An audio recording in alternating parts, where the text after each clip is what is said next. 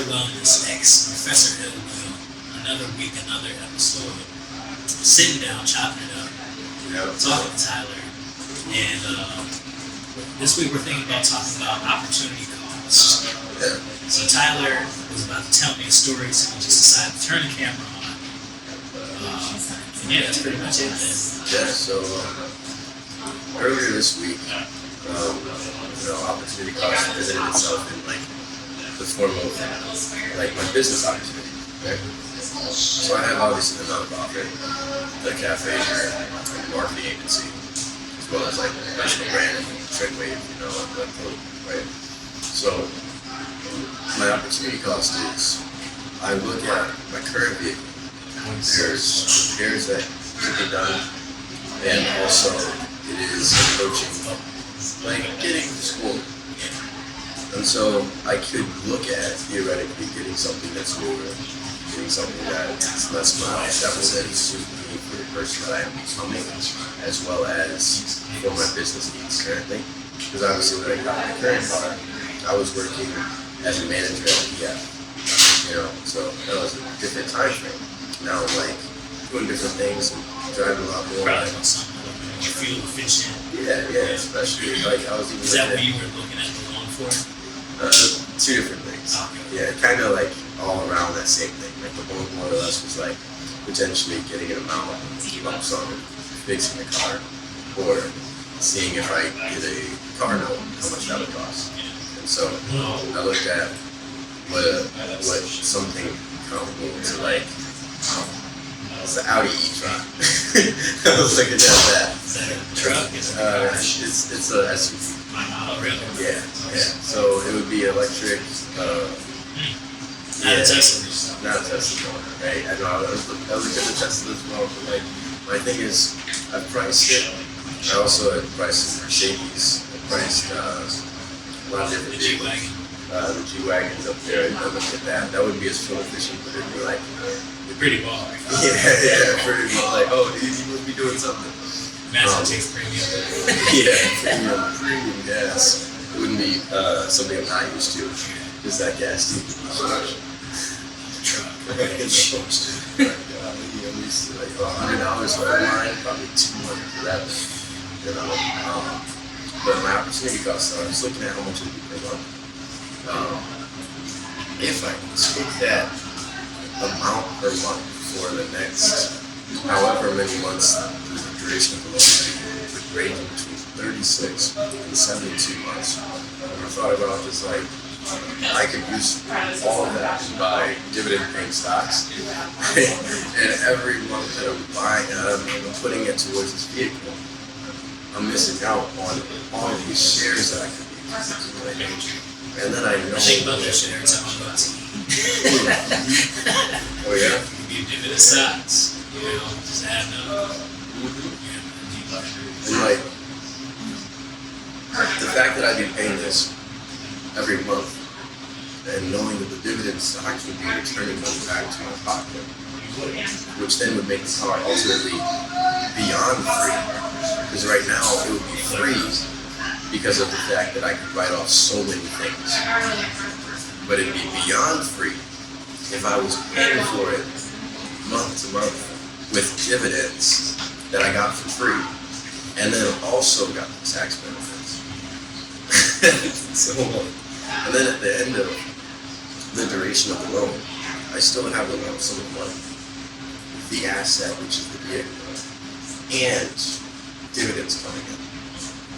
So, like, that just, it's such a large opportunity cost, right? It's like, I'll stick with what you got right now for a little bit longer, maybe a couple of years, or get it now, enjoy it now. You don't have the assets, though. You don't have the money sitting there, then you don't have the income stream from it. You get back into the gratification. Oh wait. Yeah, you just hit on that too. That instant gratification, and you've been itching to get a car for a while now. Yeah, it's been quite the outcome. So it's like, and I even told my brother too. I was like, yo, bro, they say this one Oh no. So yeah. He's like, yeah, he's probably geeked up with your car now. Yeah. So I mean, it's like one of those things. Like I thought about as. You always remake. What's that? You always remake.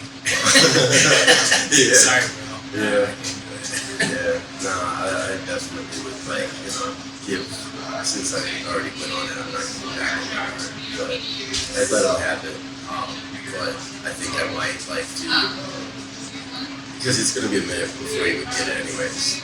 So keep it for a while, build up, and get those dividend stops.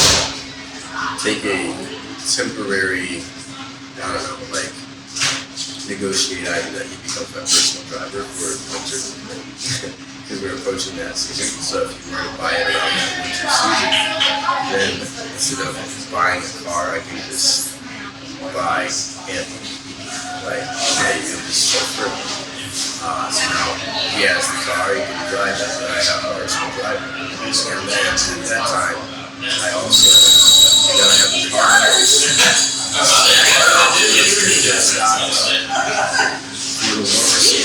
Buy an electric scooter or something, or like another bicycle that I can easily transport myself in my bag of things around it, and use that. So like on the scooter? Yeah, may as well.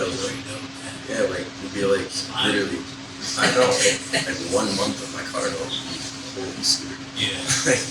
So like get one of those. And then just chill for a while, stack it, get the dividend stocks. Once I have enough coming in for the month for the dividends to make the car free, and get it. And then at that point, every vehicle that I ever want from this point moving forward is free. It wouldn't matter what it is, it's always be free. Yeah. So like that's like my thinking. It's like delayed gratification right now, unlimited freedom later. And I was like the same thing with the iPhone. Like I could get it, finance it on the plan through AT&T, like $25 a month plus the phone bill. Or you take the lump sum amount of what the phone would cost. I think at the time it was $1,500, and you buy the dividend stock you talk about that makes you about 10% return. And then every month, that is paying for the majority of your phone. And then you just pay the difference for whatever your phone's cellular access would be. And then in the future, every phone you want for the is free. So you never have to worry about that phone. It's just your lifestyle is not key. So I'm trying to move more into that route. I transferred most of my Legal and Robinhood out to another account where I would borrow against my positions and do things if I need to.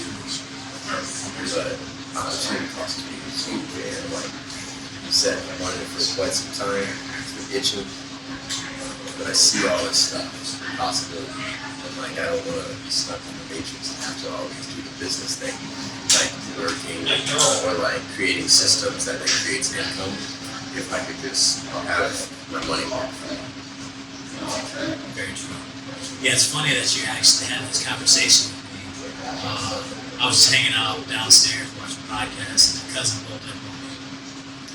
And cousin came through. I haven't seen him in a minute. And he was like, yeah, man. He looked like he was doing good. He's like, yeah, just got back from vacation, yada, yada, woo. He was telling me about he's been buying different stocks. So I'm like, oh, really? Like, what stocks? He didn't really seem too inclined to share. Cuz can be a little private. Teaches them. But anyways, just kind of telling me, yeah, we're getting stacking my bread, I'm buying these different stocks, like $200 a month on different stocks. I'm like, that's what's up, man. Keep doing it.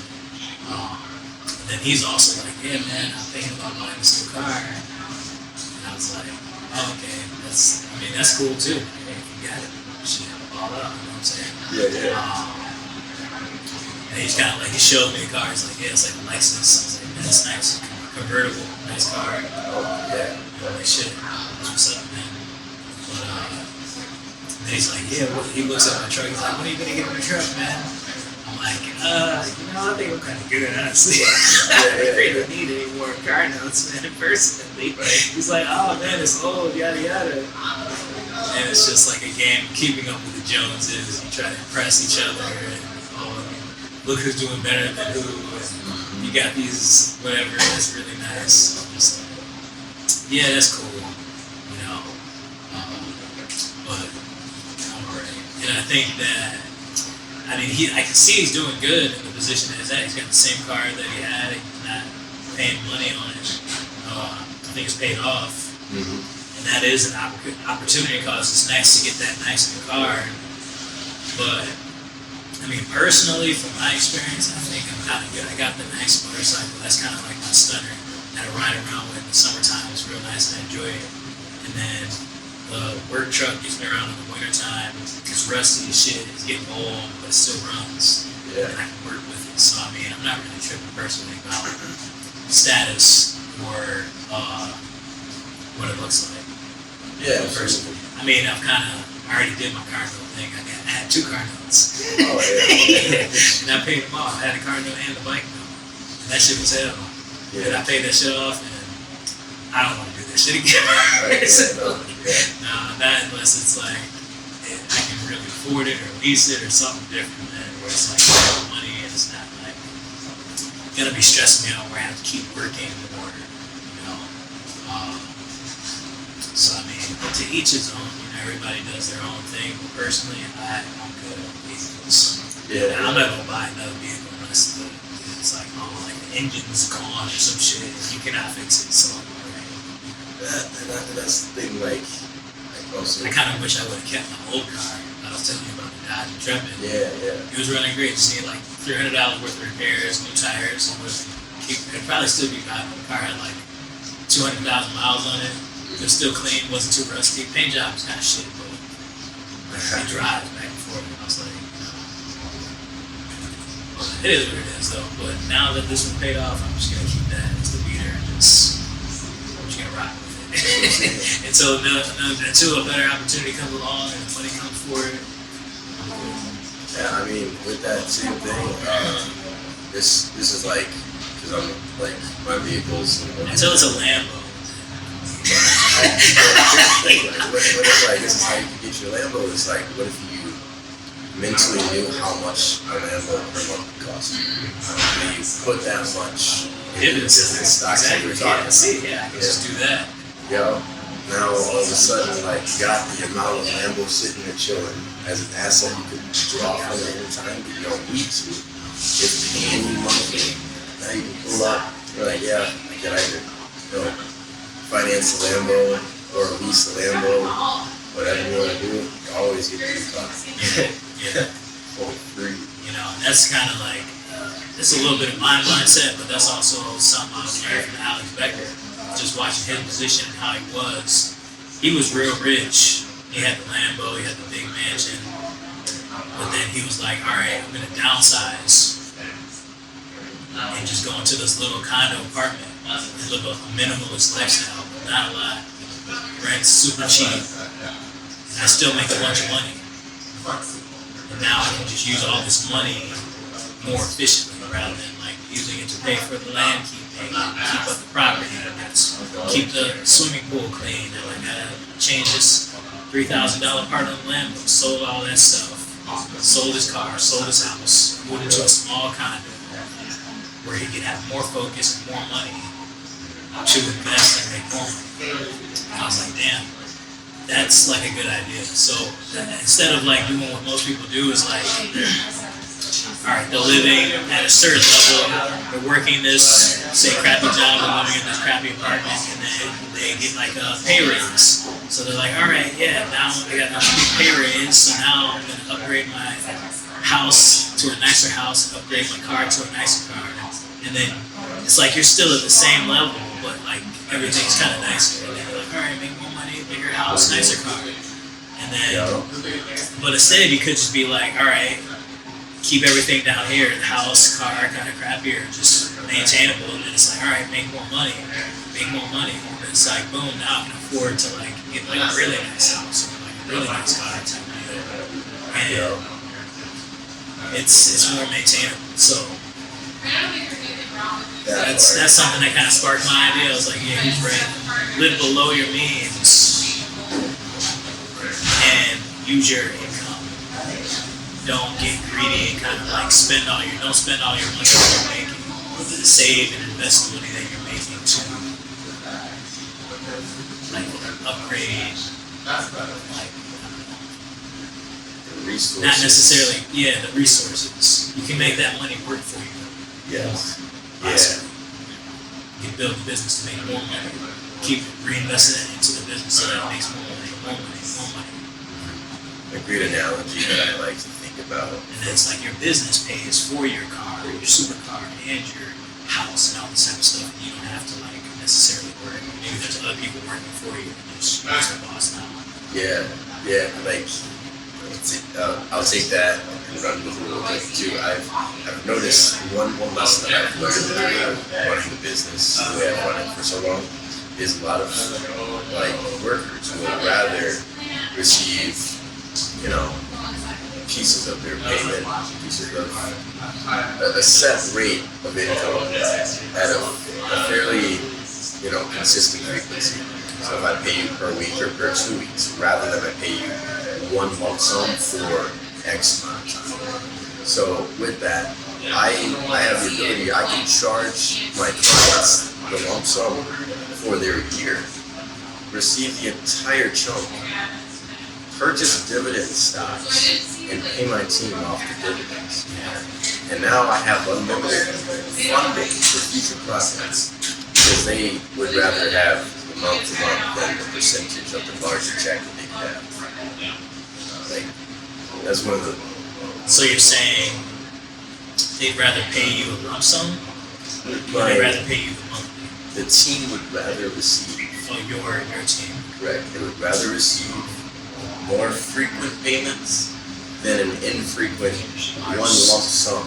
And for me, I prefer the lump sum because I know about the dividends, and I've talked to them over and over about these things. But I just see things differently. I prefer the lump sum because I can then leverage it. I then choose how I budget, and then I can basically, if I had this lump sum where I already know what my cost of living is for a month, so I know what my cost of living is for a year. So if I know that and I have that lump sum, I can then just budget and be disciplined. That's the only thing, be disciplined to live by that rule. If things go up, then you adjust a little bit. Like I might just have to earn more money because this base level budget still will work. Or maybe it'll then just work for 11 months instead of 12. But you still have to stay disciplined on the plan. And so that base level then will be set for me mentally. But they would prefer to receive a monthly payment, or a weekly payment, weekly payment, then one lump sum and then just budget. So, like I said, if I'm the one who's receiving the pay and it all flows through me, I have the ability to leverage that and say, okay, I know how much it is that I owe them from the end of the year for work. We just buy this dividend stock and that pays for the money for them. That's like it. And then I don't have to then sell a new plan to anyone else in the future. I can use that same run rate and then the next year's pay for it.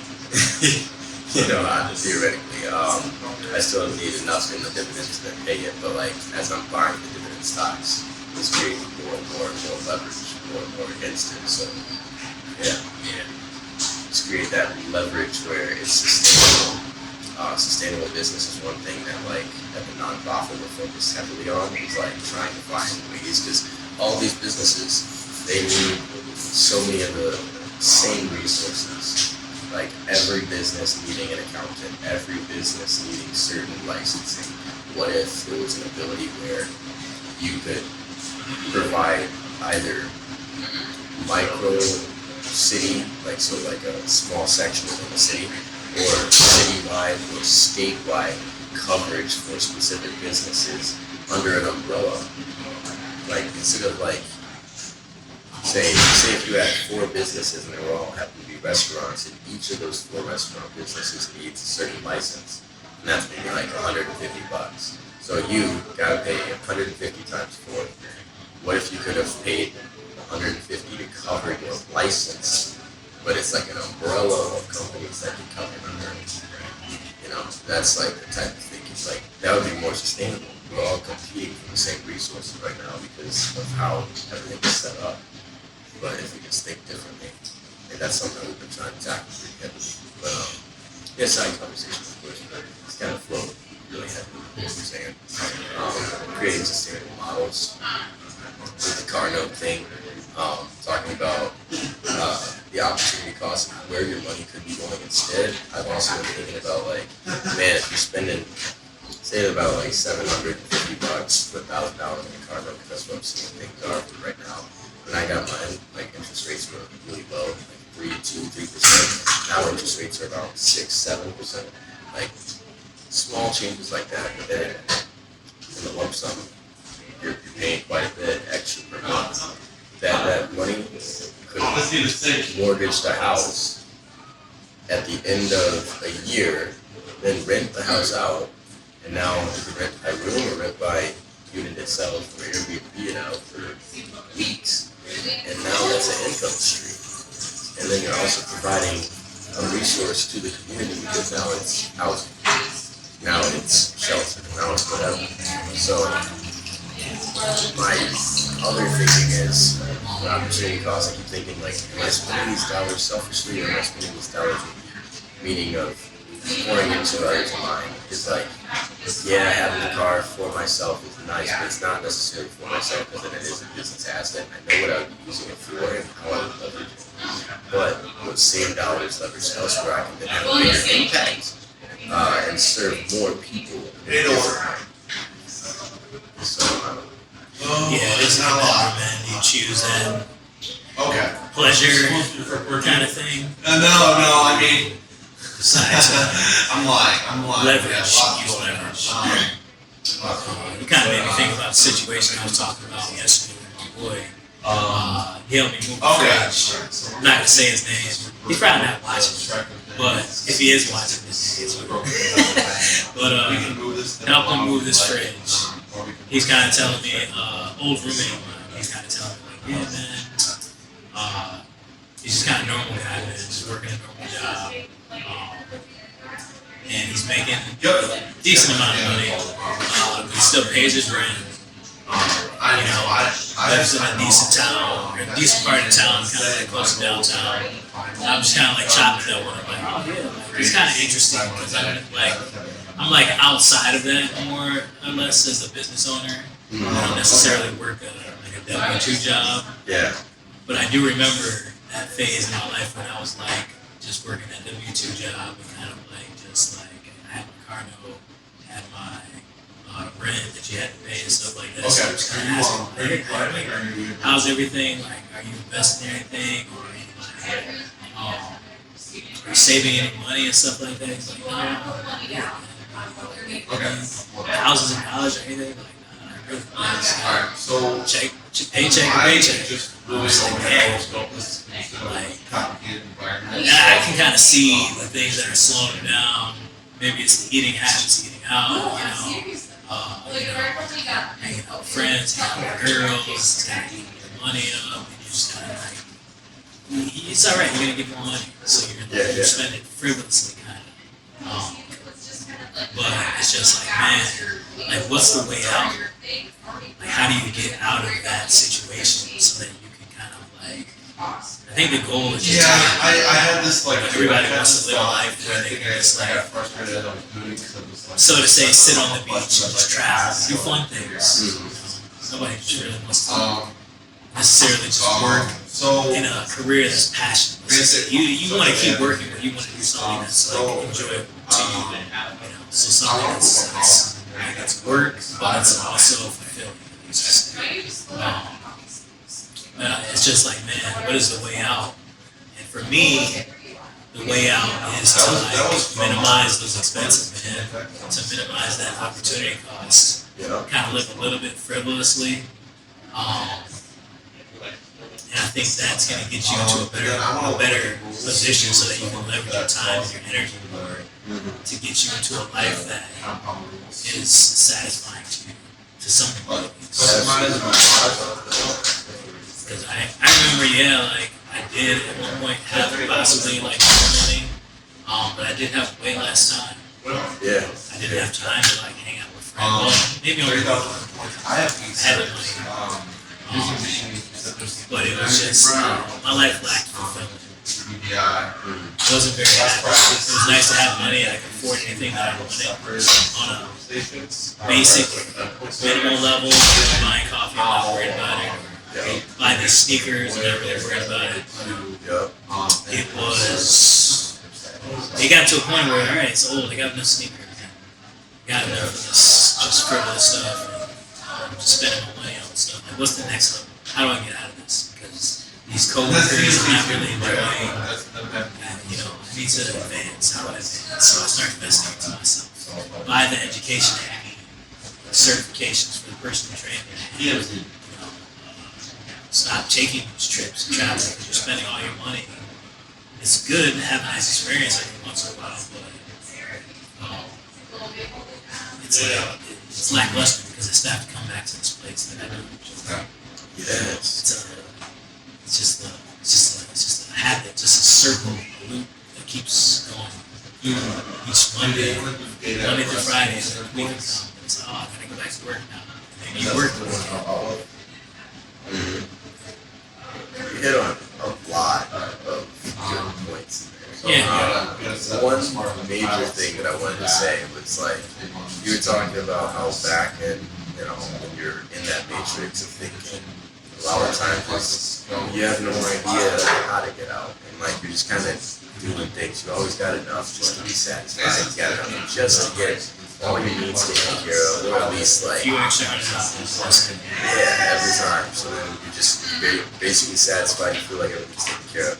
I got to that level of thinking where I was realizing that, yeah, I was making more money, but I had less time. Like you said, I'd be working like, you know, the overtime, 6+ hours, sometimes every weekend, yes, and then multiple vacations, and at one point, 5 jobs at one time, right? But like, I realized that I knew, as soon as I knew what my basic cost of living was every month, my thinking started to change to like, how could I replace how I created that income for those things? Because I started to have like personal training clients on the side while I was also there working. So I'd get like a dude paying $30 a session 3 times a week. And I realized that, you know, 30, 60, 90, 30, 60, 90, 30, 60, 90, 4, you know, 4 weeks in a month, he was paying my car note every month just by working out with him learning from me getting my workout in, I'm getting a free car. So I just started to think differently, and I was like, okay, I'm seeing that. If I get another client at the same rate, then the insurance for the car is paid. So, okay, we can do these little things. So, as you said, if you want that life on the beach, retirement, everyone looks at retirement as an age, being 65 plus. Retirement is a mathematical formula. How much do you need per month to obtain this lifestyle? And now, how can you create that much per month to have that lifestyle? Like I said, 3 sessions a week working out, taking over $30 per session pays for my car. And I'm also getting a workout in, and that's fun. So like, thinking differently, how I can create that. You only need like 4 clients max, and then your monthly expenses are covered. You know, like, just break the matrix right then and there. Then from there, it's like, well, actually, you get another client, you want more, you can make a workout plan that you don't need to be there for, like all these little tweaks from there. So it became like seeing how I'd spend money here, where could I get that instead to replace me actually working for that money. If you get out the hamster wheel and you're not working for it anymore, creative ways to start posting workout content.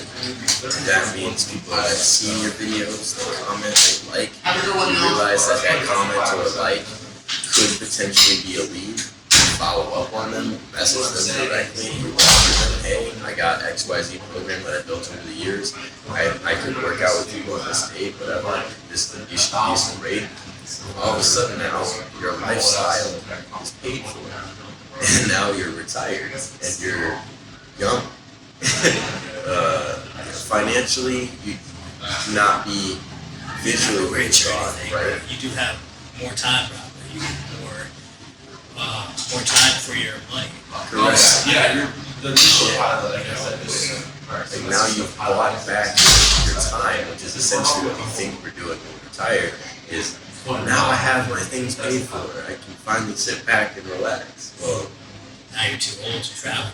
Yeah, I didn't sit know down the so I don't forget the price. Right? But I didn't know the price out of So I don't know why, but the whole analogy that you just put together, I thought, and it made me think about like a dude who's like kind of obese, trying to get in shape, but you're just like spinning your wheels. You're not tracking any of your calories or any of your calorie budget. You know, your workouts, you don't know how many calories you burn.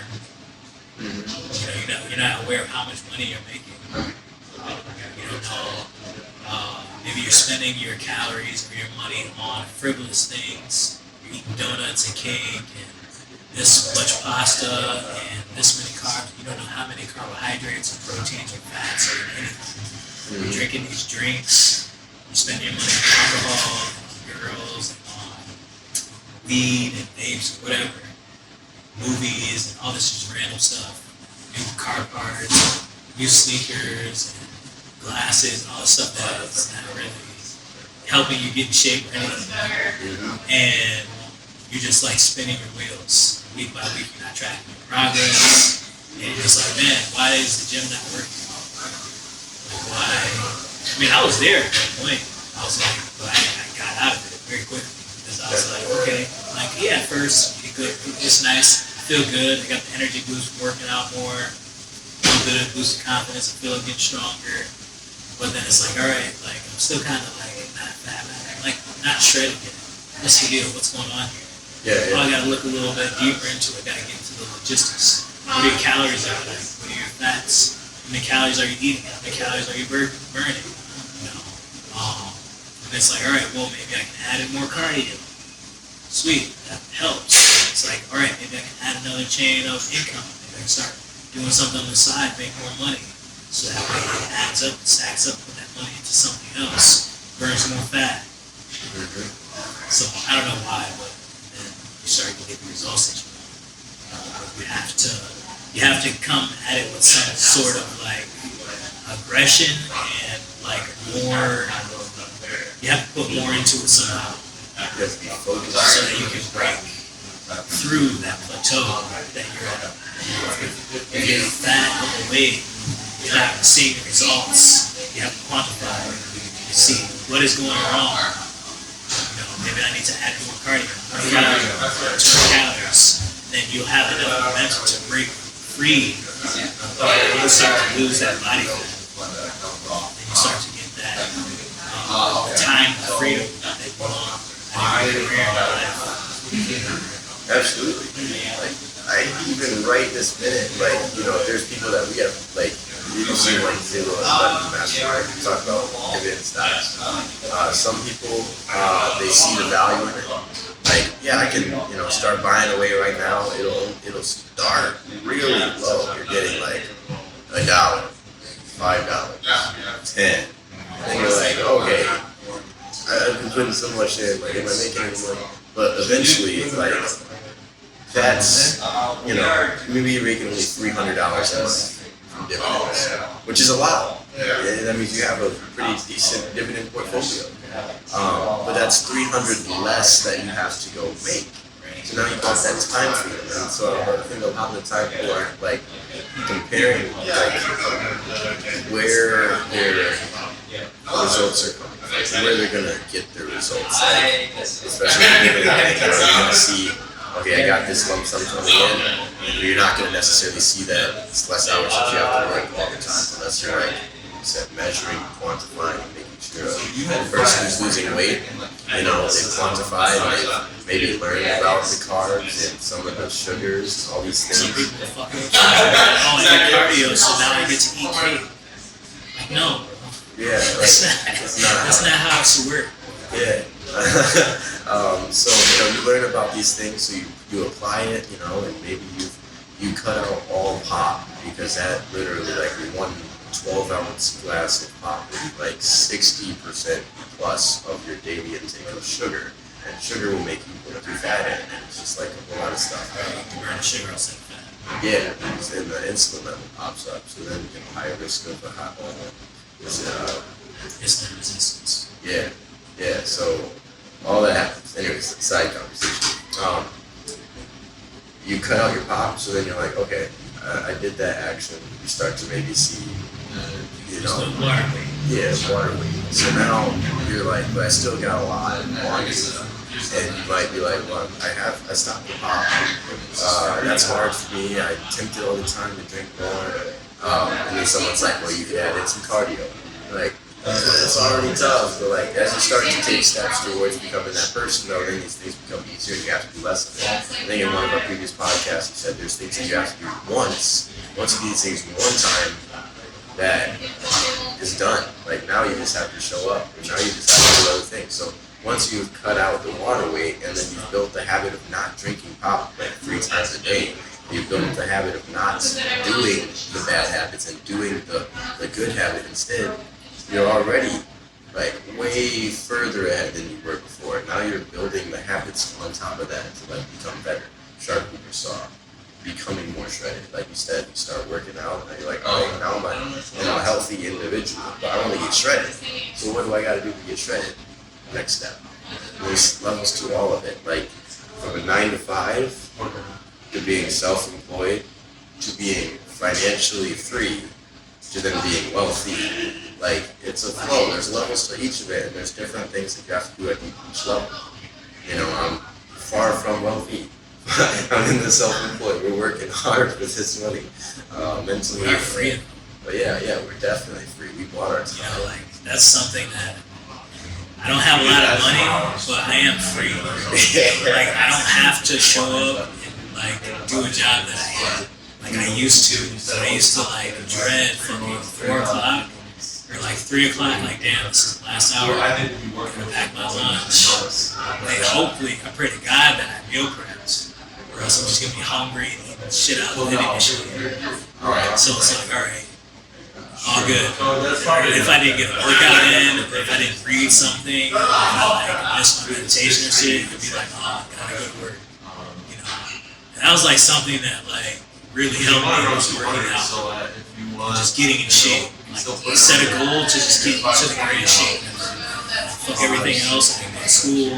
Maybe I'll listen to a little bit of podcasts. My day in routine was like, wake up, go to the gym, cook, eat a little bit, go to work, make the money, rinse, repeat, recycle. And that like helped my mental health, because it was like, if I didn't do that, it was like, man, this really sucks. Like, I'm just in the factory, and it's like the job, the day just went by, and it was like, I didn't move forward at all.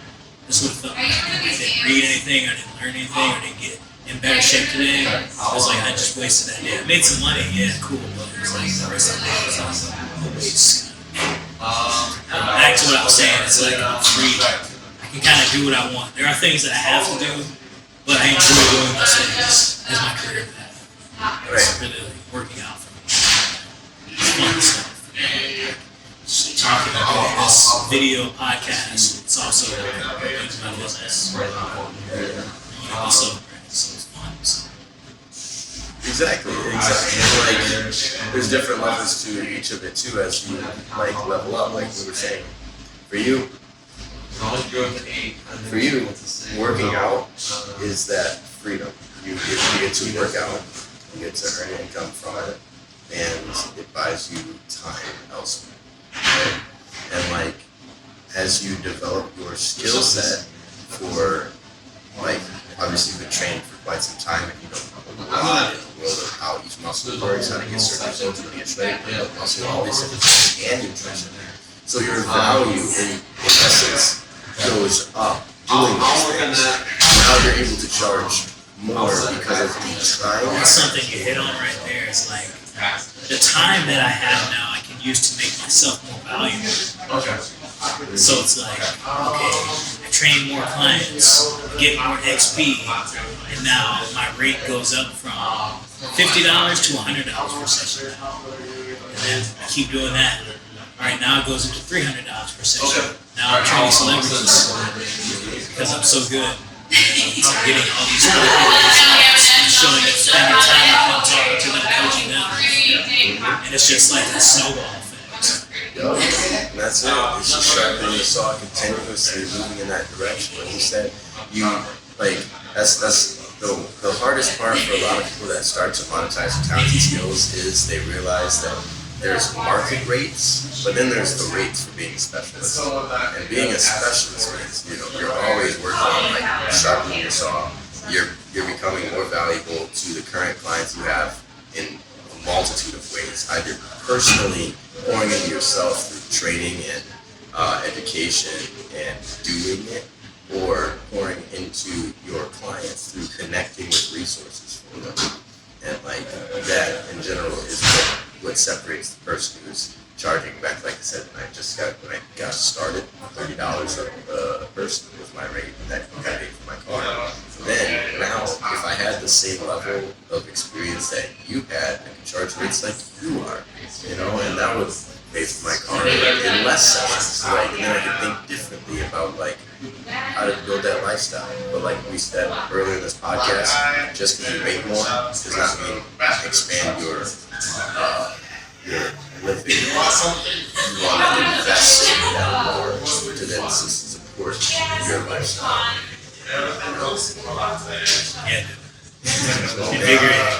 Yeah, so I think the moral of the story is I think we figured out how to escape from that is to invest in yourself. That's what it started with for me, getting in shape. I had the job, a little car, started going to the gym, getting in shape, learning, reading. All these things make me smarter, more effective, faster, stronger, more energy. And it allowed me to discover my passion, which was exercising. I'm really good at this thing now. I can help other people do this. And that was my way. I think that can be a start for anyone. Get in great shape. Yeah. Just get sharpen your mind. And have different thoughts. Absolutely. That's how it got started for me. Like we met at the gym. At that time, I had taken a leap from my traditional corporate jobs. I was selling cars and doing all this stuff. And I was the youngest in the office, and everyone I'm working with is like near retirement age and all that stuff. And I'm like, this is not the world for me. So I took a leap and I went to Planet Fitness just to like be around people my age. I connected with you, you give me the book Think and Grow Rich. I listened to it and immediately it was like the creativity and like I can't. And see, that's what I was doing. Was like I was working, making money, but investing in it, buying books, buying courses. Find a way to get better, learn more information, buy the gym membership, buy the healthy food, how can I get stronger, how can I get faster. And like you give me that tool, showed me like, again, that I could and I can, and like I've already been doing things for my development. But looking at it from a different lens, I can choose what I get better at. If someone out there is like, wow, it'd be really great if I could learn how to monetize by working out. I work out, I get class all the time, how I do it. So you can learn sales, you can learn marketing, you can learn how to communicate what you do and how it helps other people. You can learn all these things. These are all just skills. And through you making yourself a priority and pouring into yourself and your education. And again, college has taught me that there is a place that I can go to acquire specific knowledge. So knowing that, I can go to YouTube Academy, I can go to people who could be mentor figures, I can go to coaches, I can go any place to acquire what I need to know. And that is what college has taught me as a concept. Is there a place that I can go to learn whatever that skill is. So if you are wise enough to know where to go, you can cut out years, you can cut out thousands of dollars of costs, and get the skill, get the knowledge, get the wisdom, just by having a conversation with the right person. And so, pour into yourself, make yourself Yeah, bright. so nothing too. College taught me to jump through the hoops in order to get that grade or whatever it is, whatever specific result. There's certain things that you're gonna have to do. That being said, like the hoops, that's like life. Like there's many hoops that you gotta hop through to get through any goal in life. And as you're in college, you know, there's a rating system, A, B, C, D, E, you know, on how well you jump through the hoop. But otherwise, like in the world, there is no rating system. Did you are you pouring into your environment, your community? Are you not? Are you free financially or in time? Are you not? Like, that's the rating. Like, that's what we don't see. And like you said, you learn that skill in college. I learned that there's places I can go and then combining those two things, I realized that I can set a goal. In setting the goal, now I look at and I can see the hoops I gotta jump through. You have a target.